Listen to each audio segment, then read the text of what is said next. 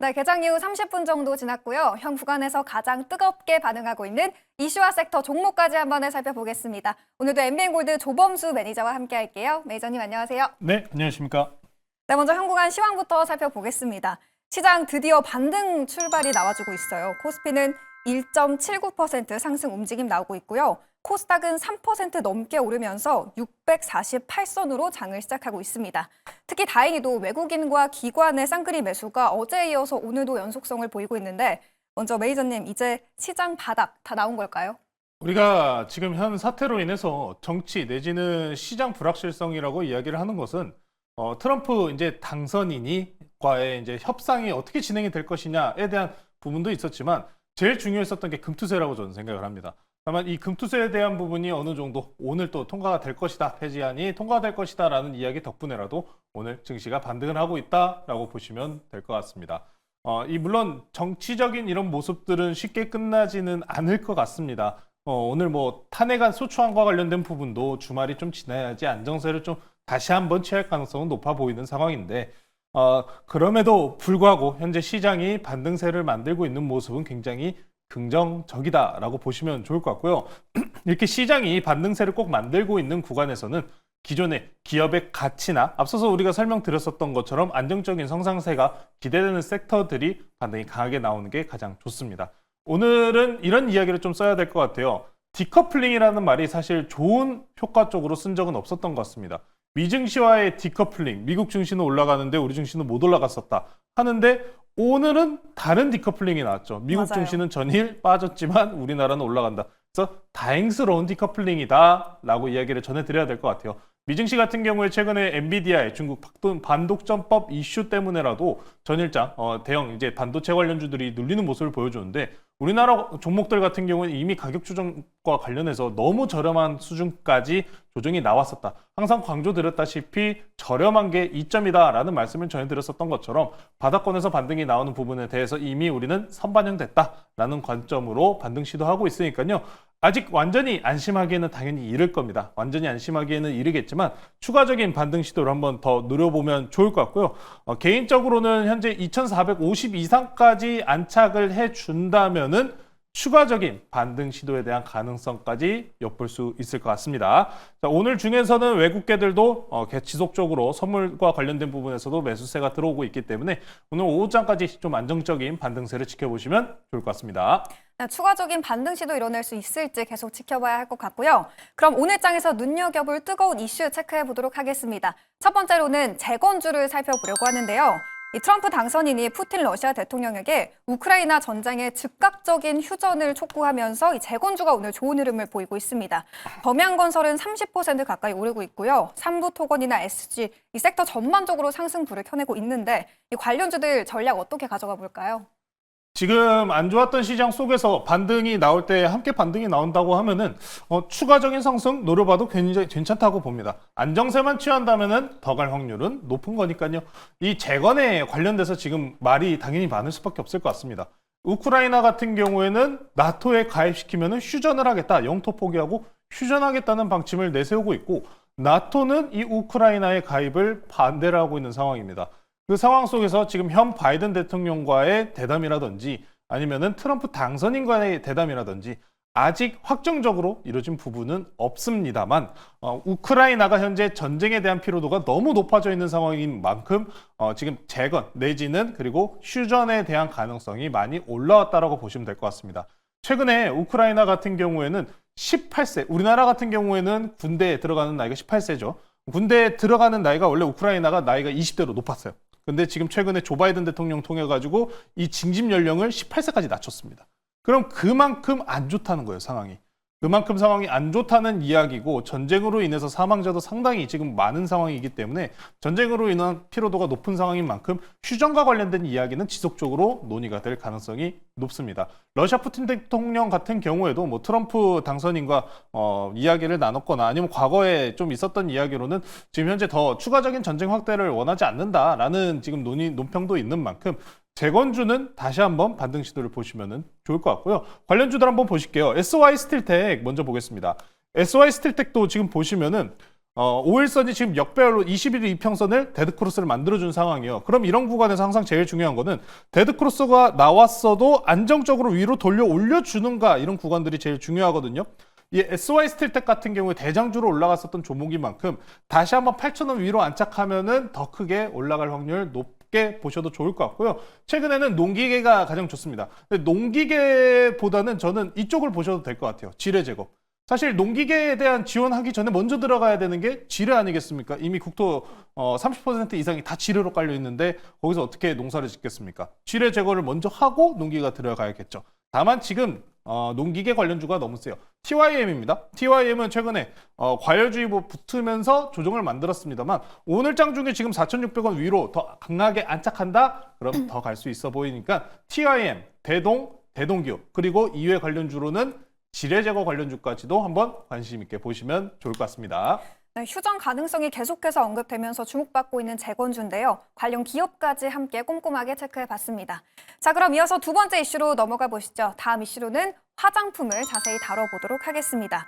오늘 전반적으로 대부분 섹터들이 반등세를 보여주고 있는데 화장품이 특히 빠르게 반등이 나와주고 있어요. 이 중국에서 강력한 경기 부양책에 대한 이야기를 언급하면서 화장품주뿐만이 아니라 게임이나 엔터까지도 상승 탄력을 받고 있는 움직임 보여주고 있는데요. 특히 어제 말씀해 주셨던 VT가 고가 기준으로 15% 넘게 급등하면서 좋은 흐름 연출하고 있거든요. 이 화장품주 이 지금 현재의 좋은 흐름과 함께 장 후반까지 흐름 이어갈 수 있을까요? 화장품주들은 더 가야 됩니다. 확실히. 지금 수출주들이 제일 강세를 보일 수밖에 없는 시즌이기도 하죠. 우리가 고환율과 관련된 이야기를 지속적으로 이야기를 했다시피 이렇게 이미 기업에 대한 성장 가치나 내지는 내재 가치가 이미 확정적으로 이루어진 기업들은 조정이 나온다고 하면은 매수 기회인 거예요. 어제가 그럼 좋은 매수 기회였다는 거죠. 우리가 물론 소개시켜드리고 조금 더 눌리긴 했습니다만 그래도 오늘 중에 10% 이상 급등 나오는 모습을 보니까 다행이다라고 좀 생각을 좀 합니다. 시장이 그래도 안 좋았으니까요. 화장품이나 이런 내수 수출주들, 음식료 내지는 경기 둔감주들, 지금 중국과 연관돼서 올라갈 수 있는 섹터들이 바로 이쪽이고 환율 쪽에 대한 수혜주들이잖아요. 화장품주들이 그에 따른 수혜를 받고 있다라고 보시면 될 것 같은데요. 이제 앞으로 그럼 화장품주들 주도주로 등극하는가에 대한 부분도 우리가 다시는 생각해 볼 필요는 있을 것 같습니다. 화장품주들이나 아니면 음식료, 삼양식품과 같은 종목들이죠. 이 종목들이 중간에 환율이 조정이 나오면서 같이 조정을 받은 지가 기간이 좀 됐습니다. 2달가량 됐는데 삼양식품이나 이게 좀 같이 확장적으로 볼게요. 화장품도 좋지만 음식료까지도 확장적으로 보면 좋을 것 같은데 삼양식품을 먼저 이렇게 좀 보시면은 삼양식품이 대표적으로 6월달 고가 찍은 이후로부터 얼마나 쉬었냐. 8월까지 2개월가량 쉬었어요. 2개월가량 쉬다가 이제 반등 시도 올라온 거. 오늘 보시면 어떻습니까? 삼양식품도 강하잖아요. 그러니까 해외 수출주들. 우리나라에서 지금 내수에 대한 부분은 부진 내지는 경기가 안 좋을 것이다라는 평가가 굉장히 많지 않습니까? GDP 평가도 이미 다 내려왔어요. 그러면은 수출주만 강세를 보일 수밖에 없다는 거예요. 근데 우리나라 대표 수출주는 뭡니까? 반도체예요. 반도체는 당장에 그렇게 좋은 뉴스보다는 나쁜 뉴스밖에 없는 상황이기 때문에 그럼 이렇게 과거에 올라왔었던 음식료 관련주와 화장품 관련주들이 강하게 올라갈 수밖에 없다는 거죠. VT도 한번 보실게요. VT도 어제 보시면은 어제 하루 마이너스 7에서 마이너스 6%로 종가 끝났습니다. VT도 보시면은 6월 달에 고가 찍은 이후에 이 단기 조정 구간이 8월까지 이어진 이후에 이제 박스권 탈출하는 상승세 나오는 거예요. 한 번 더 레벨업 한다는 겁니다. 그러면은 이럴 때는 그냥 들어가도 상관이 없어요. 화장품이나 수출주들 이제 안정적으로 정책 내지는 이 완벽하게 끝나지는 않을 거예요. 계엄 사태가 당장 완벽하게 끝나지는 않을 거지만 우리가 볼 수 있는 건 이 상황으로 인해서 올라온 환율이 진정을 한다고 해도 1,400원으로 회복을 할 수 있을 것인가. 그 부분은 아직은 어려운 상황이거든요. 그렇기 때문에 이 고환율 내에서 수혜를 받을 수 있는 섹터들은 꼭 한두 종목은 있으셔야 된다. 아직 덜 올라간 종목들 많습니다. VT나 아니면은 지금 해외, 특히나 중국향으로 올라가는 종목들 같은 경우에 아모레 같은 종목들이 있을 것 같아요. 아모레 같은 경우에도 오늘 장에 좋은 모습 보여주고 있습니다. 아모레 G 한번 아모레 퍼시픽 보실게요. 아모레 퍼시픽 보시면은 바닥권에서 이제 8% 올라오는 겁니다. 이런 지금 당장 역배열에 있는 종목들보다는 정배열에서 이제 고가 돌파하는 대장주 VT나 아니면 식품주들, 삼양식품과 관련된 종목들도 소스류도 있으니까요. 그런 쪽으로 지금 확정적으로 보시자. 이제 시장이 안정세를 띄어가려고 하는 모습입니다. 금투세만 사실 폐지 안건만 통과되면은 일단 큰 산 하나는 넘은 것 같다라는 표현 쓸 수밖에 없을 것 같으니까요. 수출주들 관심 있게 보시면 좋을 것 같습니다. 네, 시장이 좋지 않았는데도 13% 넘는 진한 빨간불 켜내주는 VT 어제 짚어주신 만큼 이 오늘의 종목도 기대가 되는데요. 그에 앞서서 먼저 한 가지 이슈를 더 체크해보고 넘어가 보도록 하겠습니다. 이 다음으로 살펴볼 이슈는 제약바이오인데요. 이 알테오제는 지금 6% 넘게 오르면서 30만 원 넘은 움직임을 보여주고 있고요. 리가켄바이오부터 휴젤 또 셀트리온 모두 반등세가 나와주고 있는데 이 관련해서 어떤 포인트 체크해보면 좋을까요? 지금 최근에 바이오 같은 경우에는 혈액항암학회가 있었는데 이 부분을 통해서 좀 좋은 소식을 만들었었던 것은 리가켄바이오가 좀 유일합니다. 리가켄바이오 제외하고 뭐 네오 이뮨텍이나 다른 종목들도 있었지만 지금은 일단 리가켄바이오가 가장 좀 긍정적인 결과를 만들어냈다라는 이야기가 나오고 있습니다. 오늘 이제 전반적으로 시장이 반등세를 여기는 이유는 계속해서 앞서서 우리가 이야기를 했다시피 정치적 리스크 내에서 금투세가 해소되었다라는 점 때문에라도 반등세가 나오고 있는 겁니다. 더 갈 수 있었던 종목들이었다는 거예요, 결과론적으로. 자, 그래서 바이오들이 지금 반등 나오고 있는데 알테오젠, 리가켄바이오, 셀트리온 우리가 지금 전형적으로 많이들 투자하셨던 종목들 이제 안정적으로 반등이 나오고 있는 구간이니 추가적인 반등세는 기대해 보셔도 괜찮을 것 같고요. 금리 인하와 관련된 코멘트들이 이제 12월 달에 뱅크 오브 재팬과 그리고 미국 FOMC에서도 발언이 될 예정인데 이에 따른 방향성도 좀 중요할 것 같습니다. 이제부터 금리 인하가 연속적인 구간으로 넘어가요. 우리나라도 금리 인하에 대해서 연속적으로 발표가 나온 만큼 경기 침체에 대한 우려감이 올라오지 않았습니까? 미국이나 이제 뱅크 오브 재팬의 금리 인상 같은 경우도 마찬가지인 형태이기 때문에 이 금리 결정 전까지는 일단 반등 추세에 대한 모습을 노려보셔도 충분할 것 같고요. 리가켄바이오 차트 한번 보시면은 리가켄바이오 같은 경우에 고가권에서 일부 좀 눌렸습니다만 그럼에도 불구하고 다시 반등세를 하는 모습인데 제가 제일 궁금한 건 그거예요. 이게 과거에 역사적으로 비슷한 구간을 좀 비춰보자면은 트럼프 당선됐었을 때 당시가 2016년에서 2017년도입니다. 그때 2016년도에서 17년도 때 당시에 전반적인 흐름이 어땠냐면은 고가에서 조정받은 이후에 고가를 돌파하기보다는 고가 대비해서 절반가량을 돌리는 흐름이 평균적으로 많았습니다. 이거는 ETF 기준으로 설명드리는 거기 때문에 모든 종목에 적용이 되지는 않겠습니다만 트럼프 당선 때 당시 17년도 때 당시 바이오 정책 쪽에서는 이렇게 고가 대비해서 절반가량을 좀 돌려줬었다라는 점을 기억하시면서 바이오가 지금 금리 인하 진행 중이기 때문에 완전히 끝나진 않아요. 금리 인하 진행기 중에서 사이클 같은 경우에는 금리 인하, 최초 인하한 후에 최초 1차 상승 파동 보인 이후에 금리 인상과 중단을 멈추는 구간이 옵니다. 해당 구간에서도 일단 고가권을 유지해 주지만 마지막 버티다가 금리 인하가 나오면 그때가 경기 침체 구간이거든요. 그때는 바이오도 같이 밀리기 때문에 그 전까지는 바이오들 개별적인 이슈로는 충분히 갈 수 있고 특히나 최근에 FDA에서 AI 신약과 관련된 뉴스가 계속 올라오지 않았습니까? 저는 그래서 AI 소프트웨어주들이 강하기 때문에 이런 전통 바이오주들보다는 AI 쪽으로 연관되어 있는 뭐 루닛이나 뷰노 같은 종목들을 오히려 챙겨보시면 좋을 것 같습니다. 루닛 같은 경우에는 이제 바닥권에서 이제 탈출하는 모습이거든요.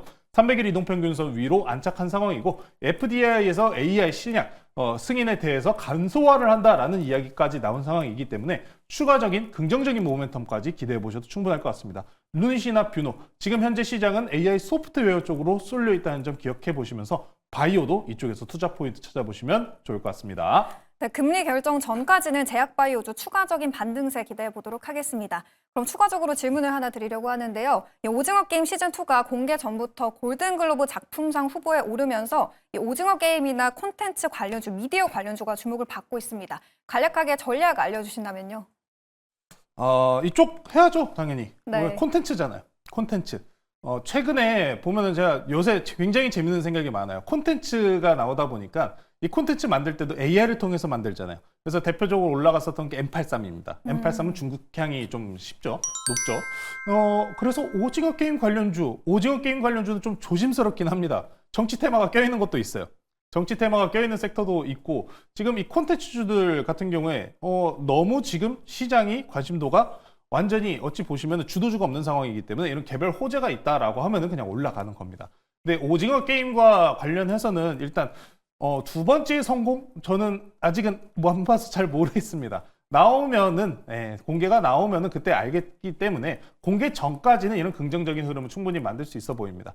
이 콘텐츠 섹터 같은 경우에 제가 경기 둔감주입니다라고 설명드렸었던 것처럼 넷플릭스가 최근에 주가 형태 흐름이 좋아요.